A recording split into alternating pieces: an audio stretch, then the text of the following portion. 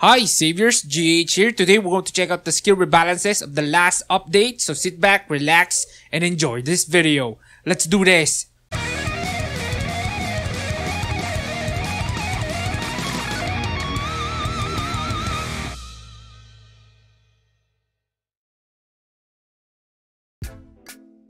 Okay guys, here it is. The first here is for the Murmillo class, and the only change it got is they added Evade Thrust as one of the skills that will benefit from the attribute Shield Attack.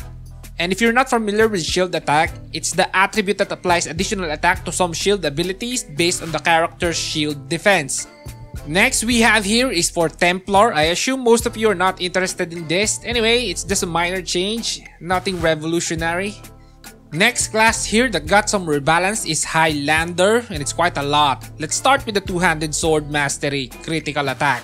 And now they changed the name to Sword Mastery because one-handed sword is added as a condition of increase in critical attack. So basically they made the attribute also apply to one-handed sword. This could be very interesting. We might see a few one-handed sword build, which is good in general because two-handed swords is so overused.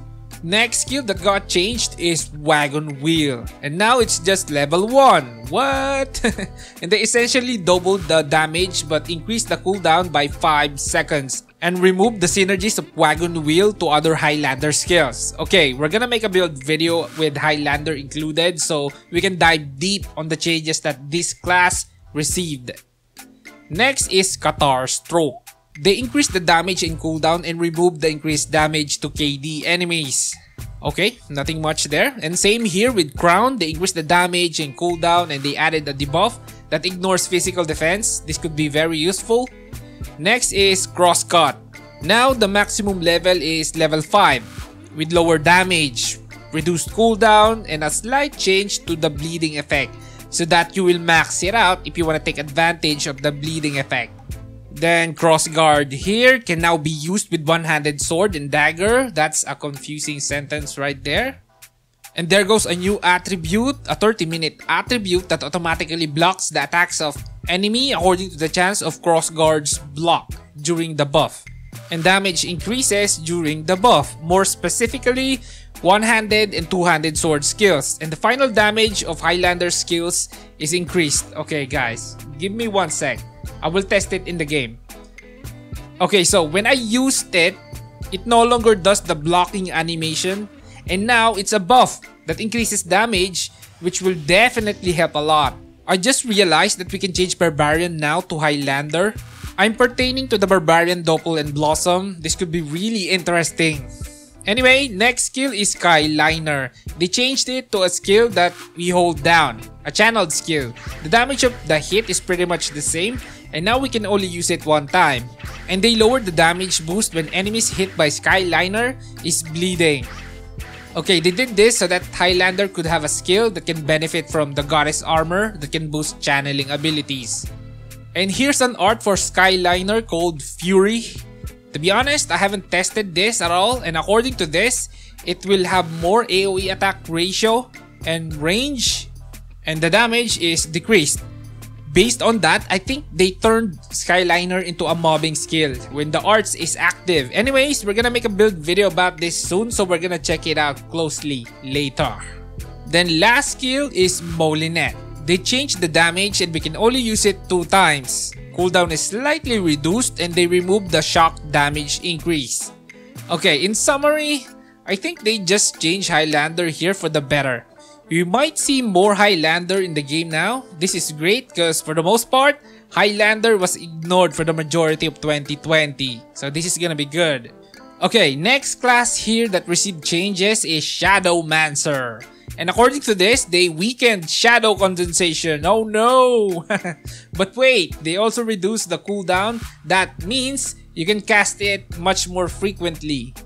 Now, Shadow Mains, is this the end of the world? Or is this change for the better? Tell me. Anyway, next change here is for Shadow Fetter. It's a skill that holds down enemies, and according to this, they added a new effect that ignores enemy magic defense when the enemy has the Shadow Fetter debuff. And consume Shadow Absorption? Wait, what? Okay, how about let me just test it in the game. Okay, Based on my testing, Shadow Fetter can now consume Shadow Absorption buff. And when it does that, it will inflict Shadow Erosion on an enemy, and that will cause the attacks to additionally ignore magic defense of an enemy. And the higher the level of Shadow Fetter, the more magic defense is ignored. It's up to a maximum of 10% magic defense ignored.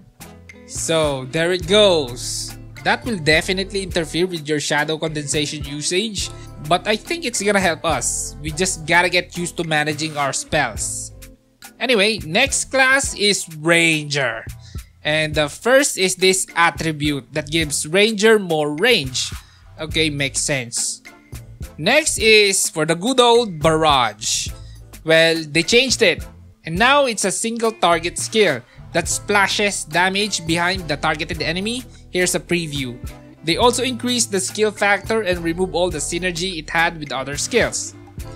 And here is the art. Don't bother with this translation. I just tested it in the game because it gives me a headache.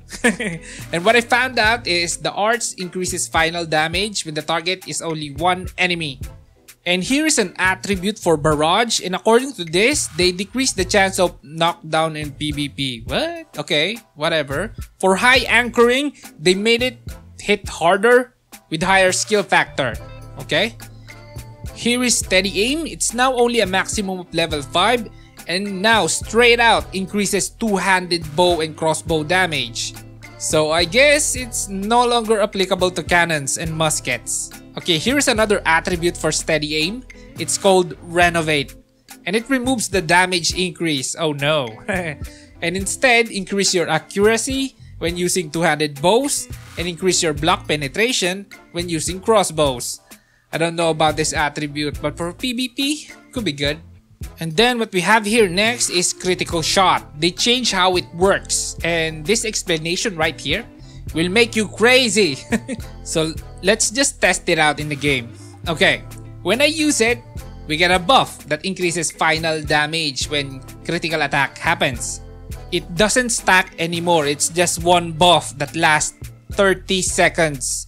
Function a bit similar, but it's easier to activate now. Now, Spiral Arrow. It now gives a buff that can increase the hit of Spiral Arrow, and it now goes up to a maximum of 5 stack. The skill factor is increased and they remove the crit rate. Increase. Ouch. Okay, next here is Bounce Shot. They increase the skill factor, very straightforward. And here's the art, and what I could understand based on this description is more damage if targets are fewer. Then Fletcher. Okay, let's go. Looks like this is the rebalance of the bow classes. Okay, according to this, there's a new attribute and it's called Polished Arrowhead.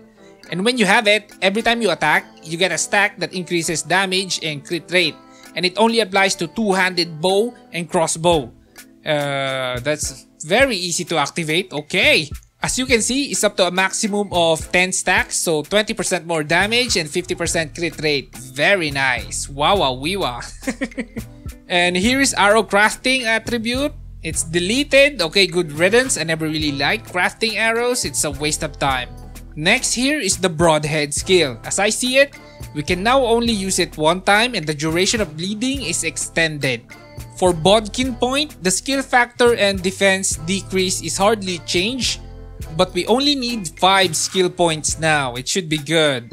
For Barbed Arrow, now it does 5 hits to cloth armor targets, 4 hits to leather, 2 hits to plate, and 1 hit to ghost armor targets. It's basically 1 additional hit except for cloth.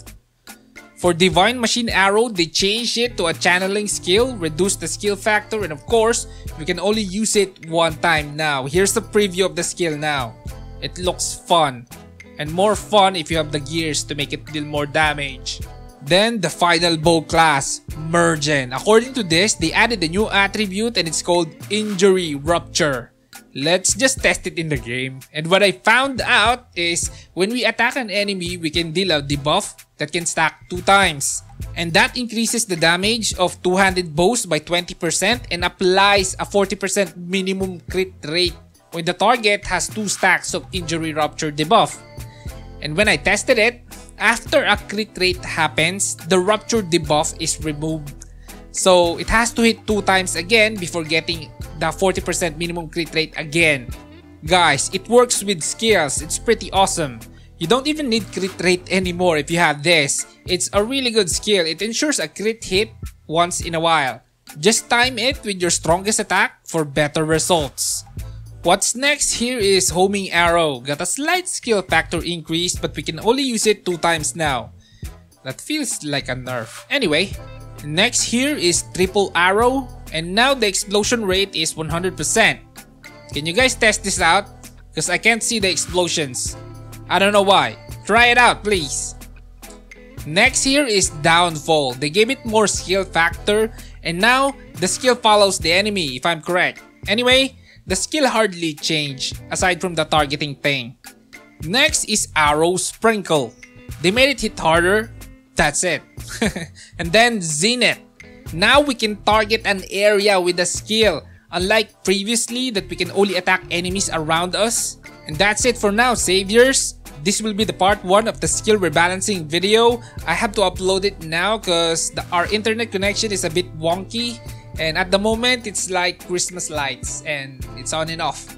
I have to make sure a part of the video is out today. The part 2 will come tomorrow, if nothing crappy happens. Anyway, this is Gaming Hardcore. See you in the next one.